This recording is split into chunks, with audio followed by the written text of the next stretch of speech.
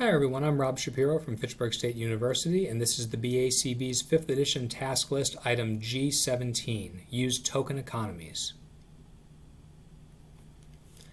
So what is a token economy? Essentially, a token economy contains three components. It contains a list of target behaviors. It contains tokens, points, or other things that participants can earn for engaging in those behaviors. And then it includes a menu of backup reinforcers that those tokens can be exchanged for.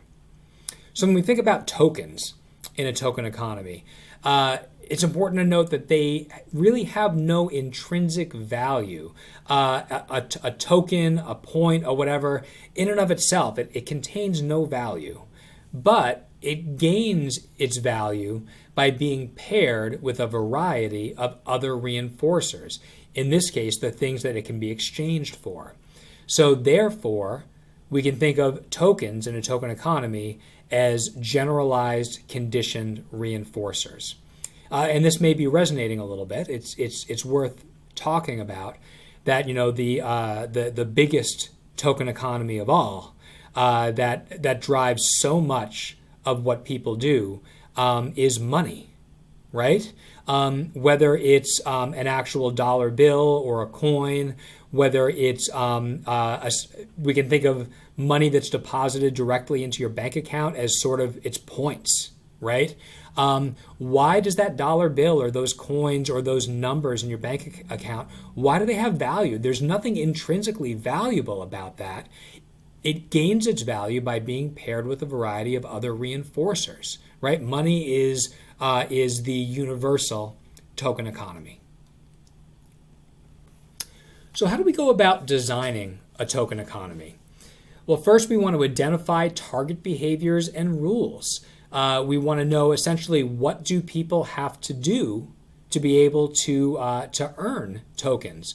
We want those target behaviors to be measurable and observable with clear performance criteria, right? To what degree does someone have to engage in those behaviors to gain access to tokens?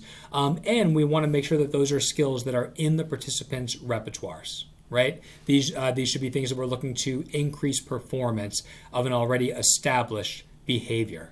Right? If it's something that's not in someone's repertoire, we need to think about behavior acquisition procedures as far as teaching how to engage in a response. Whereas token economies are more about teaching someone to engage in the response, not how to engage in the response. Once we've identified the target behavior and rules, we want to select our tokens. And these can include things like points, tally marks, chips, etc.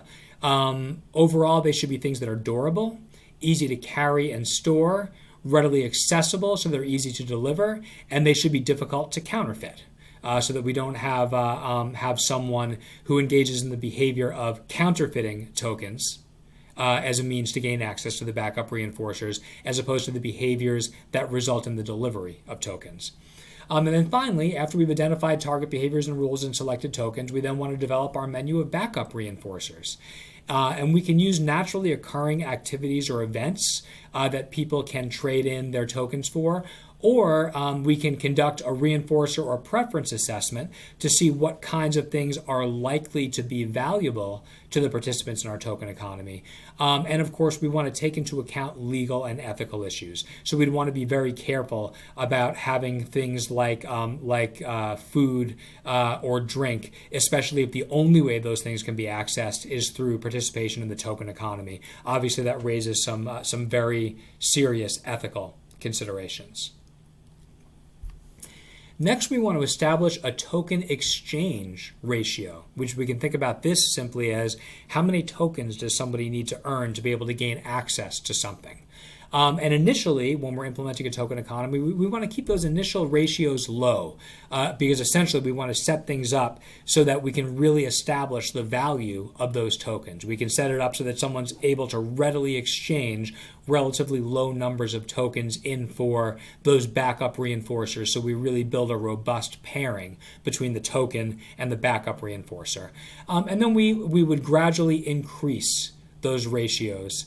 And while we're increasing that token exchange ratio, we would also want to increase the number and value of our backup reinforcers as necessary. Have more things that people can trade in for, and potentially make those things more valuable. Require a higher number of tokens to be able to gain access to the really highly desirable things. And then we want to determine when and how tokens will be dispensed and exchanged, and what will happen if tokens aren't earned. So how often will tokens be dispensed? When will they be dispensed? Who will be doing the dispensing of the tokens? What will it look like when they're delivered? And then how often can they be exchanged? Can it happen at the end of every class period, every hour, every session if we're running discrete trials? Does it happen at the end of the day, at the end of the week?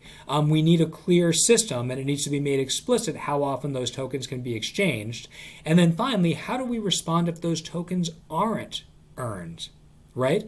What happens if in the moment when it's time for the delivery of a token, if a learner hasn't earned the token, how do we respond? Do we let them know they haven't earned the token? Do we explain to them why they didn't earn it? Do we just move along as if nothing even happened and just move on to the next interval with no mention of the token that hasn't been earned?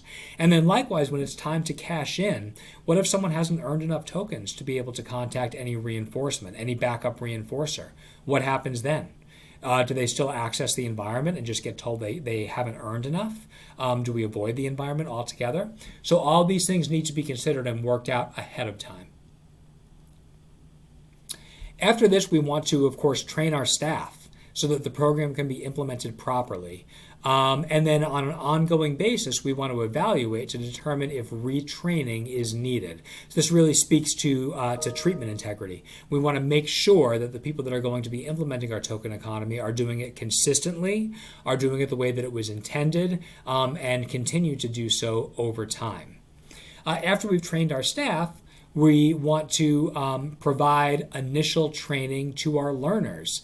And this is to establish our tokens as reinforcers, to model the procedure for token delivery, and then to model the procedure for token exchange. So we may create a situation where someone gets a token for a very minimal response, right? But just so that we can demonstrate, oh, nice job doing that. Here's your token, and actually show them the delivery of the token, and then immediately exchange that token for some kind of a backup reinforcer. So we start to establish that token as a reinforcer. Once we've provided that training to our staff and then our initial training to our learners, we want to continue to provide ongoing training as necessary following the guidelines for reinforcement to make sure that those tokens continue to maintain their status as generalized conditioned reinforcers, and that our learners understand the components of both token delivery and token exchange. And then on an ongoing basis, we want to manage the implementation of our procedure, which can include for the security of our tokens, to make sure that tokens aren't being stolen or lost, so that they're not distracting. While it can be sometimes indicated to use tokens that contain high interest stimuli for the learner, we want to be careful that they don't become distracting. Like, for example, if we have someone who's really into Marvel superheroes, maybe we want to include a picture of a Marvel superhero on the tokens we're being delivered. But then if we find that all our learner is doing is staring at the token all day, that's probably a problem, and we're going to have to figure out what we do about that. And also to avoid hoarding or counterfeiting. Do we have tokens that are easy enough to counterfeit that we have people making their own tokens? Or do we have people that just become so invested in the collection of tokens that they're never actually trading them in for anything? We want to think about, does this pose a problem, and what are we going to do about it? Are we going to force trade in at some point? So those are all strategies for implementing our token economy. But let's say now we have a token economy that's been in place and it's working really well. It's having a desired impact on getting our learners to engage in desired behavior on a consistent basis. Well, we don't want to keep a token economy in place forever. So how do we go about withdrawing or fading that token economy? Well, one thing is we can pair token presentation with social approval and praise, right? So right from the get-go, we can start doing this. And we can think about this in terms of another generalized conditioned reinforcer, right? We got tokens to acquire their power by pairing them with other reinforcers. Once tokens are reinforcers, if we provide social approval and praise every time we deliver a token, we're continuing to establish that social approval and praise as a reinforcer that hopefully over time will be able to maintain responding in the absence of the delivery of a token. We can also gradually increase the responses that are required to earn a token. So we're looking to just thin that schedule so tokens are being delivered less frequently. We can also look to gradually decrease the amount of time that the token economy is in place. So if we start out with our token economy taking place over the course of the entire day, maybe we start off by shaving an hour here or an hour there. Maybe we don't start it right when someone arrives, or maybe we stop it and do our last trade-in an hour before somebody leaves, or maybe we stop running the token economy during lunchtime or recess, or during times where there's less of a premium on meeting all of the behaviors that are involved in the token economy. We can also look to shift available reinforcers to be those that are available in the natural environment in general. So rather than have it be special things that are only available during trade-in, we can start to have reinforcers be things that the person might be able to encounter otherwise in the natural environment, which is going to serve to put less of a premium on earning tokens because the things that are being traded in for are also already available in the natural environment for engaging in desired responses.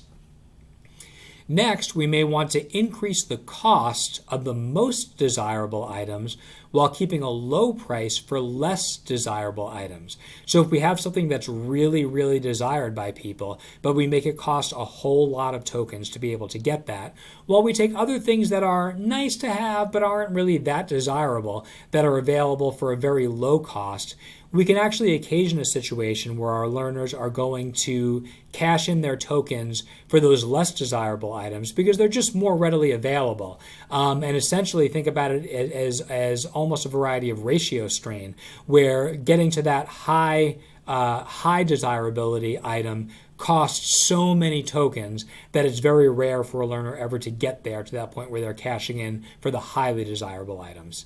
And then finally, we can look to actually fade the physical evidence of tokens over time. So we might go from having physical tokens to having smaller tokens to having check marks that are put down on a piece of paper to just having a mental tally of those to eventually not having anything at all. By fading that physical evidence of tokens, we can fade our reliance on the items themselves. And just going back for one last time to talk about money as this, right?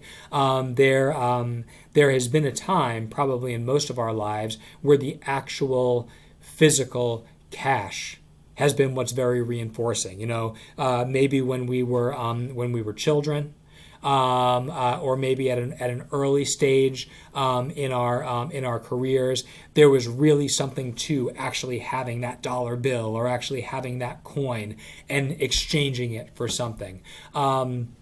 But as cash has become less a part of our day-to-day exchange, and potentially as we get older and we're using credit cards or debit cards more, and we're really looking for that amount that's present in our bank ledger as opposed to the actual number of dollar bills that are in our wallets, we're fading that physical evidence of tokens over time, and it makes the actual physical tokens, the coins and the dollar bills themselves, less valuable. So those are all strategies for eventually, once we've established our token economy as effective and it's impactful in changing behavior, how we go about withdrawing or fading that token economy over time to allow natural reinforcement to control behavior.